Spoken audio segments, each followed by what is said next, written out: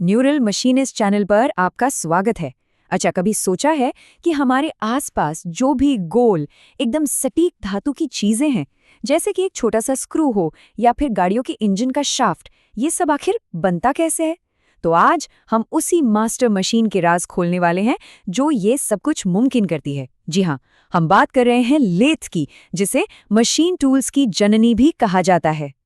और पता है, ये सिर्फ कहने की बात नहीं है। ये लाइन इंजीनियरिंग में लेथ की जो फंडामेंटल भूमिका है उसे बताती है। जरा सोचिए, ड्रिल प्रेस, मिलिंग मशीन, यहाँ तक कि आज की जो आधुनिक सीएनसी मशीनें हैं, उन सब के डीएनए का एक हिस्सा कहीं ना कहीं लेथ के ही मूल डिजाइन से आता है। तो चलिए गहराई से समझते हैं कि आखिर ये इतनी जरूरी क्यों है। आज के इस सफर में हम क्या क्या देखने वाले हैं? सबसे पहले हम लेथ के महत्व को समझेंगे। फिर हम इसे इसके मुख्य हिस्सों में तोड़कर देखेंगे।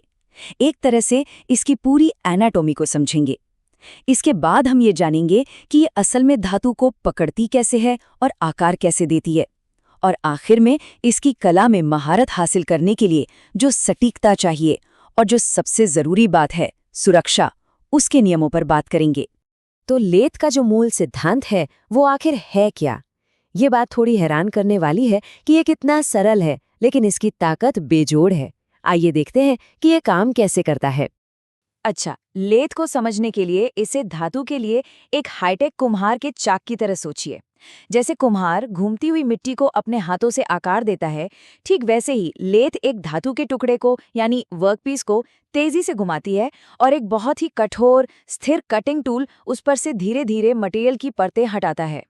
ये घूमने की क्रिया और टूल की सीधी गति का जो जादुई मेल है ना, बस वो ही हमें एकदम सटीक पिन, शाफ्ट और स्क्रू जैसी चीजें बनाने में मदद करता है।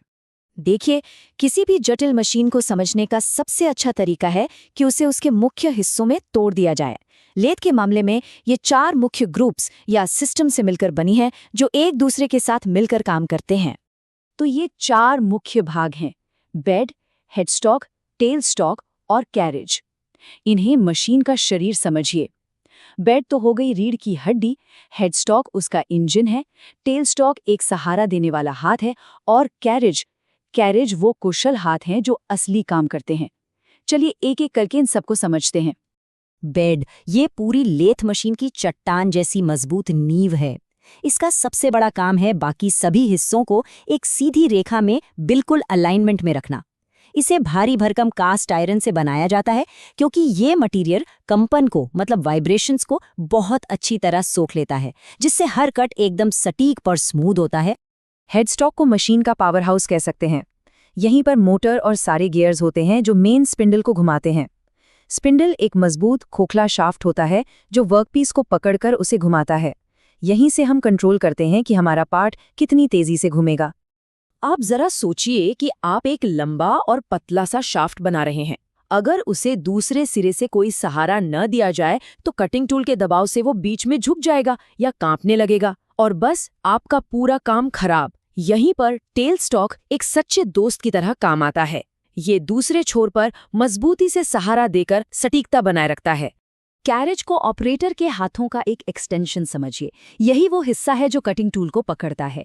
इसके कंट्रोल्स का इस्तेमाल करके हम टूल को वर्कपीस की लंबाई के साथ या फिर उसके व्यास के आर पार बहुत ही सटीकता से चला सकते हैं। असली कारीगरी तो असल में यही होती है। तो हमने मशीन की बनावट तो समझ ली। अब ये देखते हैं कि ये काम करने के लिए मटेरियल को पकड़ती कैसे है और उसे आकार देने के लिए आखिर किन टूल्स का इस्तेमाल करती है। वर्कपीस को स्पिंडल पर कसकर पकड़ने के लिए चक का इस्तेमाल होता है। सबसे आम है 3 जॉ और 4 जॉ चक। 3 जॉ चक बहुत तेज और आसान होता है। इसके तीनों जबड़े एक साथ चलते हैं, जिससे गोल या हेक्सागोनल रॉड अपने आप सेंटर में आ जाती है। लेकिन अगर किसी चौकोर या अजीब आकार के पार्ट पर काम करना है या फिर बिल्कुल सटीक सेंटरिंग चाहिए, तो 4 जॉ चक ही काम आता है, क्योंकि इसके हर जबड़े को अलग अलग एडजस्ट किया जा सकता है। हाँ, और जिस टूल से कटिंग होती है ना, उसका मटेरियल भी काम के हिसाब से ही चुना जाता है। जैसे हाई स्पीड स्टील यानी HSS सीखने वालों और सामान्य कामों के लिए शानदार है, लेकिन जब प्रोडक्शन में तेजी चाहिए या बहुत कठोर मटेरियल काटना हो तो कार्बाइड के टूल्स इस्तेमाल होते हैं। और अगर एल्यूमिनियम जैसी नरम धातुओं पर शीशे जैसी फिनिश चाहिए तो फिर डायमंड टिप वाले टूल्स का तो कोई मुकाबला ही नहीं है। चलिए अब उन मुख्य ऑपरेशंस को देखते हैं जो लेथ को इतना वर्सेटाइल, मतलब कि इतना बहुमुखी बनाते हैं। टर्निंग ये लेथ का सबसे बुनियादी और सबसे ज्यादा किया जाने वाला ऑपरेशन है।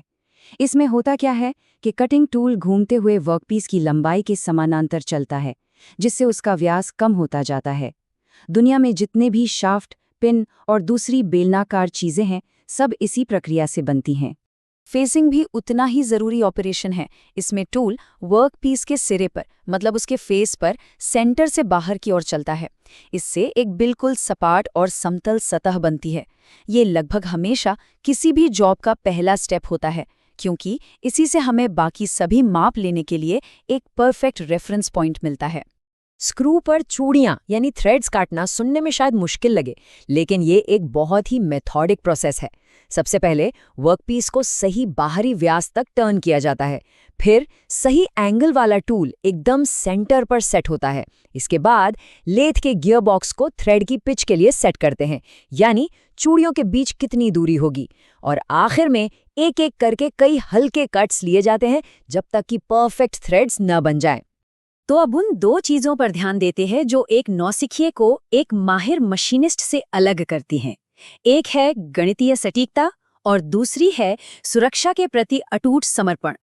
ये फॉर्मूला शायद देखने में थोड़ा जटिल लगे, पर इसका मकसद बहुत सीधा है।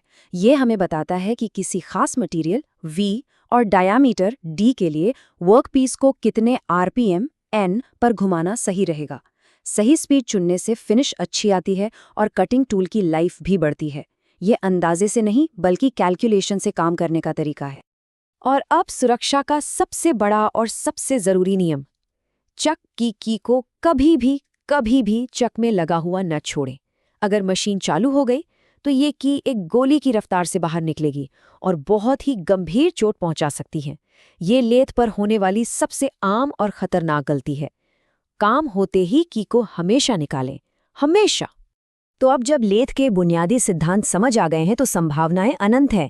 एक छोटे से पिन से लेकर एक जटिल इंजन पार्ट तक सब कुछ इन्हीं मूल सिद्धांतों पर बनता है। तो ये सोचने वाली बात है कि अगर आज एक लेथ मशीन सामने हो तो इस ज्ञान के साथ सबसे पहली चीज क्या बनाना चाहेंगे।